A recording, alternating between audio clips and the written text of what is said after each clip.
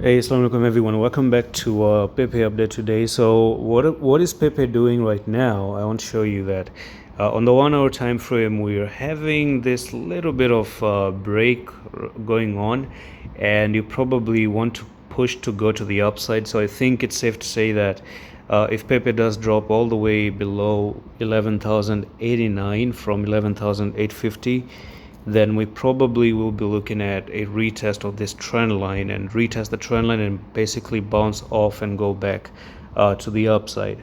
Now what I'm looking at is Bitcoin, and Bitcoin probably has one little bit of a bad pattern, and if I show you this bad pattern, you have an ascending, broadening wedge here, which is actually a bearish pattern. And if you do break below, you're gonna come down to $62,000.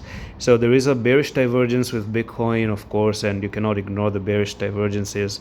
So you can already see that we're on the overbought department, bearish divergence, and also a negative candle, a negative chart pattern on the smaller time frame, which also can actually be disturbing. On the daily time frame as well, we do have this bearish candles here. You have this two, you have the shooting star, of course, and today can even end up being a little bit red to the downside and actually drop down to 62,000 and stuff like that. So if you do something like this, go up, this can be inverse head and shoulders in the future.